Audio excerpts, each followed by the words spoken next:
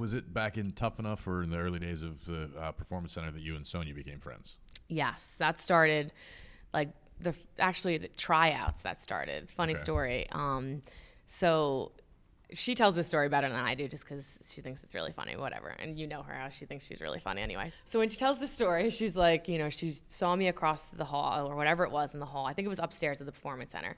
And I remember the exact outfit I was wearing. I had like these you probably know because Carmela. I probably know. Just because it's hard to. I stalk you on television, not in real life. No, I was saying because Mela probably wears them.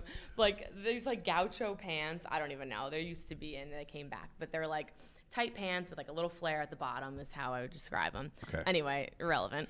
But I had that outfit on with this little white crop top. I had like these big hoop earrings and, hair, makeup done, whatever.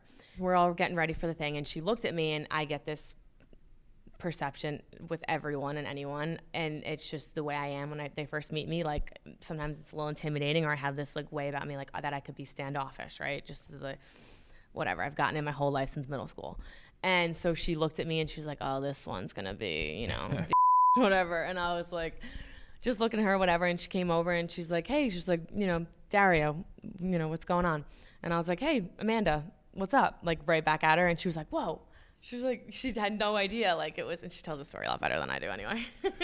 We hit it off with Jersey, New York. We kind of just like had this Northeast vibe going, and when we both got picked, we were really excited because we just became friends like during the tryout. And when we picked our rooms, which we only had like 2 rooms in the barracks, so really wasn't much of an option, the girls and the guys.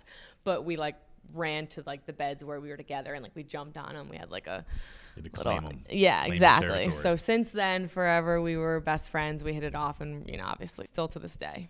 How cool is it to be able to travel with one of your best friends through this crazy world that we have to deal with? Yeah, I mean, I always say, my mom always says it, she's always like, I'm so happy you have Sonya like to travel with, and it's great because we have each other. We get to, travel the world. We get to do crazy things, cool things, see a lot of things, but also we have each other to confide with and like, basically when we want to decompress. Yes, decompress. You know all about that. I do know about decompression.